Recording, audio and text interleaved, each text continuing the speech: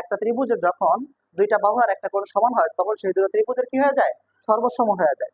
তাহলে বৃত্তের কেন্দ্র থেকে সমুদ্রবর্তী সকল যে পরস্পর সমান। তাহলে আমরা একটা প্রশ্নটা বুঝি, এটা যদি বৃত্ত হয়, ধরে নিই এটা হলো বৃত্তের দুইটা জ্যা,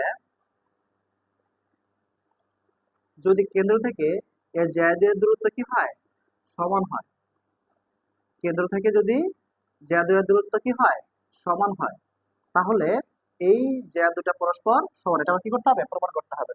হ্যাঁ, আমি কি করলাম, প্রমাণের সুবিধার্থে আমি আমার ইচ্ছা মতো আমি নাম দিয়ে দিলাম, তোমাদের সুবিধা মতো তোমরা নাম দিয়ে নিও।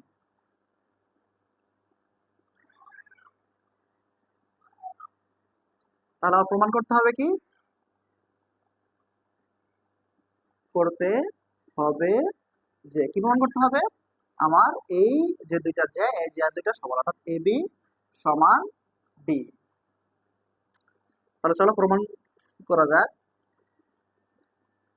প্রথমে আমরা কি করব, এ থেকে সি বিন্দু যোগ করে নেব, আবার কি করব, সি আর ডি বিন্দু যোগ করে নেব।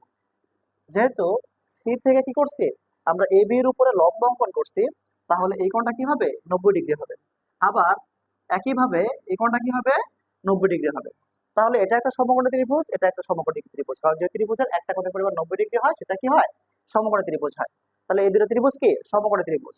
তাহলে ধরে নেই যে ত্রিভুজ এ এফ সি এবং ত্রিভুজ ডি সি জি এর কোণ এ এফ সি সমান কোণ কি, ডি জি সি।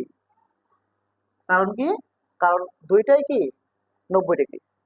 আচ্ছা, তাহলে আমি বললাম যে কি দুটো ত্রিভুজেরই একটা কোণ সমান। আবার দেখো, যেহেতু এটা একটা সমকোণী ত্রিভুজ, তাহলে এই সমকোণী ত্রিভুজের এটা কি হবে, অতিভুজ, সবচেয়ে বড় বাহুটা কি হবে, অতিভুজ। তাহলে দুইটা অতিভুজ এসি সমান কি, ডিসি।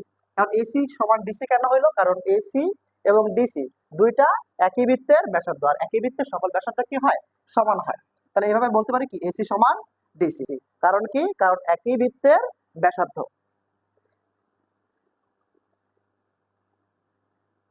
বৃত্তের ব্যাসার্ধ। আবার দেখো, আমাদের প্রশ্ন কি বলেছে, কেন্দ্র থেকে সমুদ্রবর্তী সকল জ্যা, তাহলে কি হবে, কেন্দ্র থেকে এই জ্যা দুইটা দূরত্ব কি সমান, আমাদের প্রশ্ন বলে দিছে।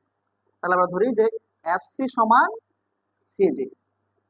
তাহলে দেখো, এই দুটো ত্রিভুজের একটা কোণ এবং দুইটা বাহু সমান হয়েছে। আর আমরা জানি একটা ত্রিভুজের যখন দুইটা বাহু আর একটা কোণ সমান হয় তখন সেই দুটো ত্রিভুজের কি হয়ে যায়, সর্বসম হয়ে যায়। তাহলে ত্রিভুজ এ এফ সি সর্বসম ত্রিভুজ ডি সি জি।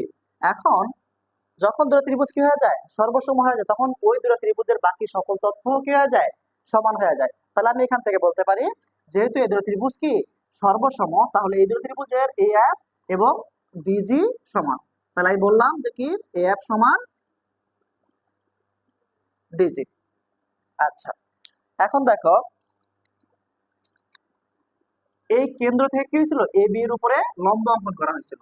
আমরা দেখছিলাম 17 নম্বর উপপাদ্যে কেন্দ্র থেকে কোনো জ্যার উপরে যদি কি করা হয়, লম্ব অঙ্কন করা হয়, তখন ওই জ্যাটা কি হয়ে যায়, সমান দুই ভাগে ভাগ হয়ে যায়। তাহলে যেহেতু সি থেকে এ বি এর উপর লম্ব অঙ্কন করা হয়েছে, তাহলে এই জ্যাটা কি হয়ে গেছে, সমান দুই ভাগে ভাগ হয়ে গেছে। এখন আমরা যদি কি করি, দুই পাশে 2 দিয়ে গুণ করে দিই, তাহলে কি হইব, 2af সমান 2 ডিজি। যেহেতু af আর কি bf দুটা কি সমান, তাহলে আমরা 2f মানে কি, 2f দিয়ে কি বোঝাই, পুরা ab বুঝি। তাহলে 2f এর পরিবর্তে আমরা কি লিখতে পারি, ab লিখতে পারি। আবার যেহেতু এই df এর অর্ধেক কি dg, তাহলে 2 dg দিয়ে কি বোঝাবে, আসলে d। তাহলে 2g এর পরিবর্তে কি লিখতে পারি আমরা, d। প্রমাণিত। ধন্যবাদ।